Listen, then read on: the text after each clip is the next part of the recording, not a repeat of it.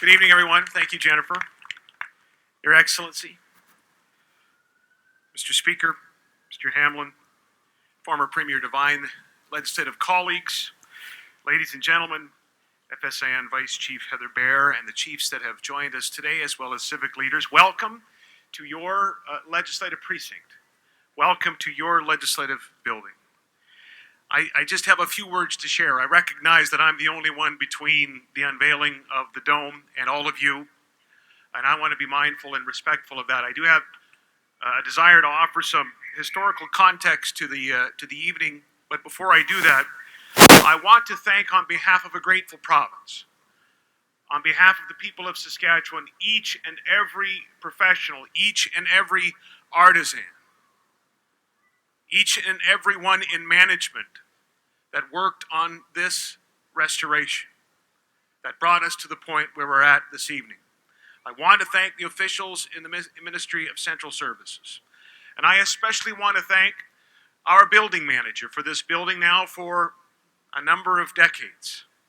Someone who has a passion to be a steward for this building and all that it represents, and his name is Steve Bada. Would you help me thank everyone who was involved, all the workers who have brought us to this point today.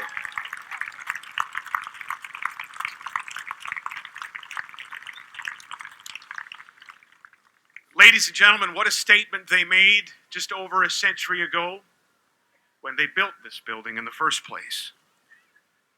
Those bold and confident and audacious forebears of ours who created this province together with First Nations. They built the largest provincial legislature in the Dominion of Canada.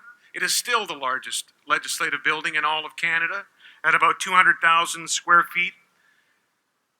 They designed and built it not in some drab, functional, utilitarian style, but in the manner of English Baroque and the French Beaux-Arts tradition.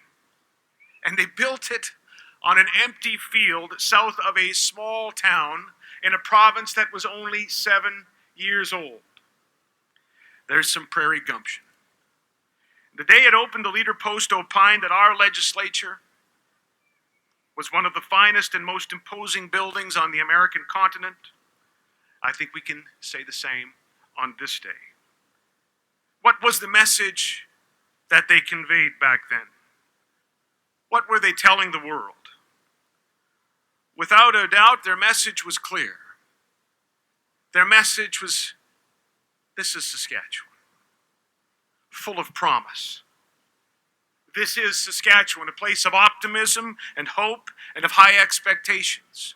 And they sent another message with this building, that our province would forever be a place where the rule of law was respected, where governments would be chosen by the people and would be held accountable to the people, where rights and freedoms for all of us and for future generations would be safeguarded and protected.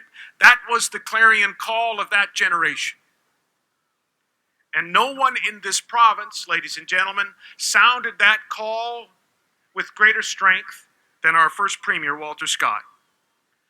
Premier Scott declared that Saskatchewan demands a building of no mean dimensions, a legislature that would forever represent the character and ambition of the people of our province, from its citizens then and for every generation that followed. And it was Premier Scott, by the way, who insisted that our legislature would have a dome that was visible for miles around. And when it was suggested to him that the dome would only have windows facing north to the town, he replied, and I quote, "You better make it 4."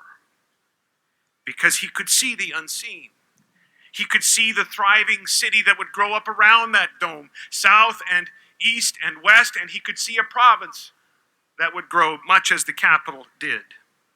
And when someone complained about the cost of the building, Premier Scott said, and I quote, "The policy adopted was to build a chamber that may be for a century, yet creditable enough to form the main building on the Capitol grounds, and ever since, it has been exactly that." That is precisely what has transpired. You see, Premier Scott understood with clarity something fundamental that all of us in public life must understand. Whatever the current iteration of the membership of that legislature is, we must all realize that we're just passing through. That we need to be constantly reflecting on what is the long-term right for this province and how we can ensure that we leave Saskatchewan better than we found it. It was in this spirit that we undertook this work, all of us together, the people's representative, and completed the project we celebrate today, the restoration of the enduring symbol of this province of ours, the building that links our past and our present and our future. And finally, ladies and gentlemen, I'd ask you to consider what it might have been like on the first day of the legislature, 12 October 1912. The premier of the day, who was really the architect for this building, was not there for the opening. You see, he suffered from depression.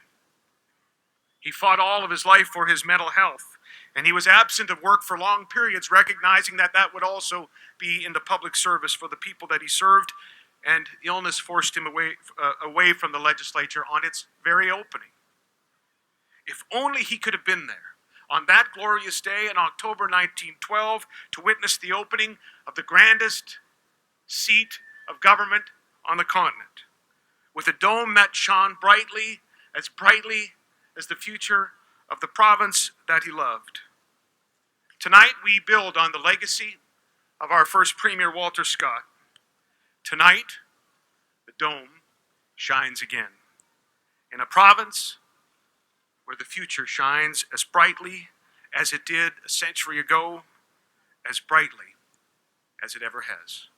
Thanks for coming tonight, and may God bless our province.